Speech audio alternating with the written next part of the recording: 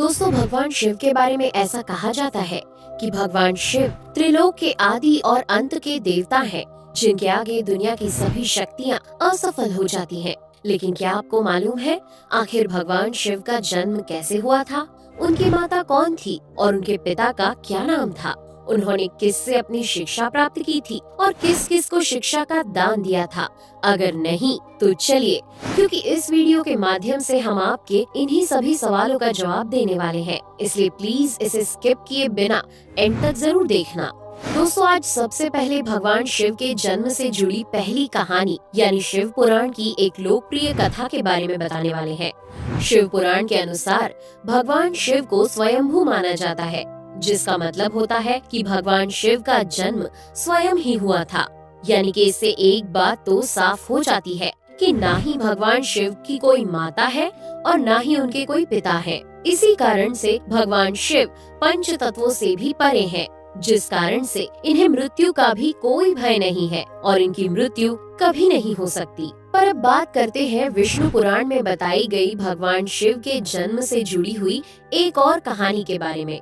विष्णु पुराण में बताया गया है कि भगवान विष्णु के माथे से निकलने वाले तेज के कारण भगवान शिव की उत्पत्ति हुई थी और उनके नाभि से निकलते हुए तेज से कमल पर विराजमान ब्रह्मा जी का जन्म हुआ था। मगर दूसरी ओर भगवान विष्णु के जन्म के बारे में शिव पुराण में बताया गया है कि एक बार की बात है जब भगवान शिव अपने घुटने मल रहे थे और उनके घुटनों से निकलने वाले मैल से भगवान श्री विष्णु जी का जन्म हुआ था। पर अगर ऐसा हुआ है तो विष्णु पुराण और शिव पुराण एक दूसरे से बिल्कुल अलग हैं। इस कथा के अलावा भगवान शिव के जन्म की एक और पौराणिक कथा काफी ज्यादा पॉपुलर है, जिसे शायद आपने बड़े बुजुर्गों से सुना होगा। पर अगर नहीं सुना तो आपकी जानकारी के लिए बता दें कि एक बार की बात है जब भगवान विष्णु और परम ब्रह्मा जी के बीच इस बात पर बहस छिड़ गई थी कि आखिर इस संसार में सबसे महान कौन है। और जब भगवान विष्णु और भगवान ब्रह्मा इस बात को लेकर बहस कर रहे थे तो एक जलते हुए खम्बे के रूप में महादेव उनके बीच आए थे।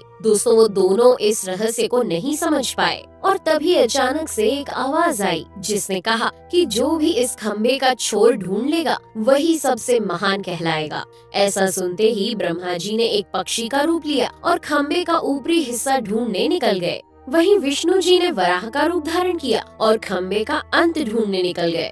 बहुत देर तक खोजने के बाद भी दोनों में से किसी को भी खम्बे का छोर नहीं मिला और दोनों हार मानकर वापस आ गए। जिसके बाद भगवान शिव अपने असली रूप में आए और फिर भगवान विष्णु और ब्रह्मा जी ने ये मान लिया कि महादेव ही सबसे महान और शक्तिशाली हैं। इनसे बड़ी शक्ति इस दुनिया में कोई नहीं है। इसके साथ ही शिव पुराण में बताया गया खम्बा इस बात को दर्शाता है कि ना ही भगवान शिव जन्मे थे और ना ही उनका कोई अंत है। और एक कारण तो यही है कि भगवान शिव को स्वयंभू कहा जाता है, यानी भगवान शिव का अंत है ही नहीं, वे अमर हैं। अब हम बात करते हैं भगवान शिव से जुड़े एक ऐसे विषय के बारे में जो सबसे ज्यादा प्रसिद्ध है कि क्या भगवान ब्रह्मा भगवान शिव के पिता हैं? जी हाँ, इनकी ये कहानी लोगों के बीच काफी प्रसिद्ध है। तो आपको बता दें कि आखिर किस प्रकार भगवान शिव ने ब्रह्मा पुत्र के रूप में जन्म लिया था। इसके पीछे विष्णु पुराण की एक पौराणिक कथा है, जिसके अनुसार जब धरती, आकाश, पाताल या कहें पूरा यूनिवर्स जलमग्न यानी पानी में डूबा हुआ था, तब भगवान विष्णु के अलावा कोई भी देव या प्राणी इस संसार में नहीं था। तब केवल विष्णु ही जल सतह पर अपने शेष नाग पर लेटे हुए नजर आ रहे थे। जिसके बाद उनकी नाभि से कमल की डंडी पर ब्रह्मा जी प्रकट हुए और जब भगवान ब्रह्मा और भगवान विष्णु इस यूनिवर्स से संबंधित बातें कर रहे थे तब भगवान शिव प्रकट हुए, जिसके बाद ब्रह्मा ने उन्हें पहचानने से इनकार कर दिया। इस कारण से भगवान शिव रूठ गए और उनके रूठ जाने के कारण भगवान विष्णु ने उन्हें दिव्य दृष्टि प्रदान कर ब्रह्मा जी को भगवान शिव की याद दिलाई। जिसके बाद भगवान ब्रह्मा को अपनी गलती का एहसास हुआ और शिव से क्षमा मांगते हुए उन्होंने उनसे अपने पुत्र रूप में पैदा होने का आशीर्वाद मांगा, जिस कारण से भगवान शिव ने भगवान ब्रह्मा की प्रार्थना को स्वीकार करते हुए उन्हें ये आशीर्वाद दे दिया। लेकिन इसके बाद जब भगवान ब्रह्मा ने इस सृष्टि की रचना शुरू की तो उन्हें एक बच्चे की जरूरत पड़ी और तब उन्हें भगवान शिव का आशीर्वाद ध्यान आया, जिसके लिए भगवान ब्रह्मा ने तपस्या की और बालक के रूप में भगवान शिव उनकी गोद में रोते हुए प्रकट हुए। आपको बता दें कि ये भगवान शिव का एकमात्र बाल रूप है।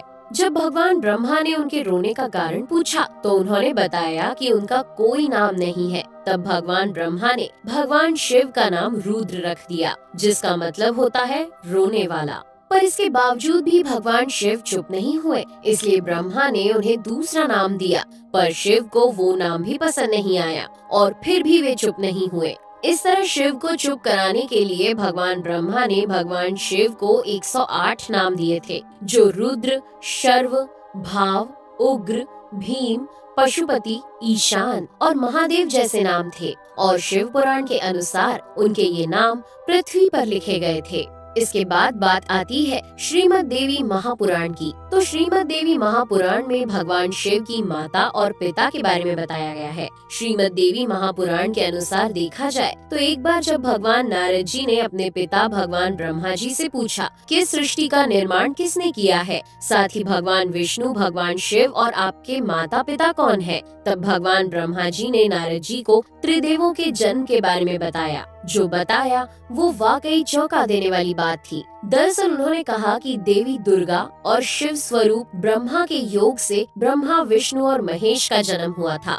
यानी प्रकृति का रूप लिए माँ दुर्गा ही हम तीनों की माता है और ब्रह्मा यानी काल सदाशिव हमारे पिता है। इसके साथ ही श्रीमद् देवी महापुराण में भी भगवान विष्णु और भगवान ब्रह्मा के बीच हुए झगड़े की एक कहानी मिलती है, जिसके अनुसार एक बार श्री ब्रह्मा जी और विष्णु जी में झगड़ा हुआ और दोनों में बहस छिड़ी हुई थी। तब भगवान ब्रह्मा ने कहा कि सृष्टि को मैंने बनाया है और मैं ही प्रजापिता हूँ, जिसके जवाब में भगवान विष्णु जी ने कहा कि मैं आपका पिता हूँ, क्योंकि आप मेरी नाभि से निकले हुए कमल से पैदा हुए हैं। और धीरे धीरे कर ये बहस बढ़ती गई। दोस्तों, इसके बाद इन दोनों का झगड़ा सुनकर सदाशिव वहाँ पहुँचे और उन्होंने कहा कि पुत्रों, मैंने ही तुमको इस संसार को बनाने और इसे संभालने के केवल 2 काम दिए हैं। इसी प्रकार मैंने शंकर और रुद्र को संहार और तिरोगति के कार्य दिए हैं। इसके साथ ही उन्होंने कहा कि मेरे 5 मुख हैं। एक मुख से अकार, दूसरे मुख से उकार, तीसरे मुख से मुकार, चौथे मुख से बिंदु और 5वें मुख से नाद यानी कि शब्द प्रकट हुए हैं।